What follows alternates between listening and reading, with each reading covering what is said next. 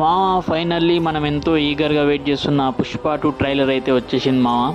So ఈ trailer చూస్తున్నంతసేపు లిటరల్గా goose bumps అంతే.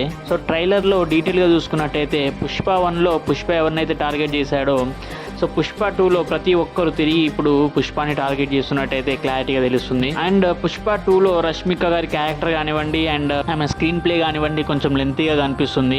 అండ్ అల్లు అర్జున్ అండ్ రష్మిక గారి మధ్యలో రొమాంటిక్ సీన్స్ అండ్ కొంచెం కెమిస్ట్రీ కూడా బాగానే ప్లాన్ చేశారు సుకుమార్ గారు. పుష్ప 2లో వీళ్ళిద్దరి కాంబినేషన్ అయితే చాలా బాగొస్తుంది అనుకుంటున్నాను. సో ఇక ఒక షాట్లో చూసుకున్నట్టయితే క్లియర్గా ఎవరు చనిపోయినట్టయితే తెలుస్తుంది. సో మరి చూడాలి సుకుమార్ గారు ఎవరిని లేపేశారో. సో ఈ ట్రైలర్లో మెయిన్గా అల్లు అర్జున్ గారి యాక్టింగ్ కానివ్వండి, ఆ ఫైట్ సీన్స్ కానివ్వండి, బీజిఎం కానివ్వండి నెక్స్ట్ లెవెల్ అసలు. ఈ ట్రైలర్తో మూవీ మీద ఇంకొన్ని ఎక్స్పెక్టేషన్స్ అయితే పెరిగినట్టే. సో పుష్ప 2 అనేది నేషనల్ కాదు, ఇంటర్నేషనల్. సో ఇంతమంది శత్రువులు ఉన్నా కూడా పుష్ప ఆ ఎర్రచందనం స్మగ్లింగ్ని నేషనల్ నుంచి ఇంటర్నేషనల్ లెవెల్కి ఎలా తీసుకుపోయాడనేది చూడాల్సిందే.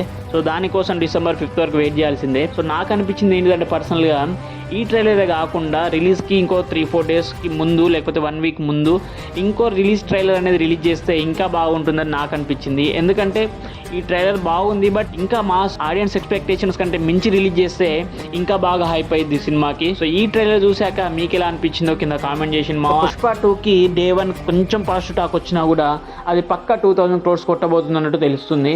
సో మీరేమనుకుంటున్నారు అనేది కింద కామెంట్ చేసిండి. అండ్ పుష్ప 2 ఎంత కలెక్ట్ చేయబోతుంది అనేది కింద కామెంట్ చేసింది. మా పుష్ప అంటే నేషనల్ అనుకుంటారా,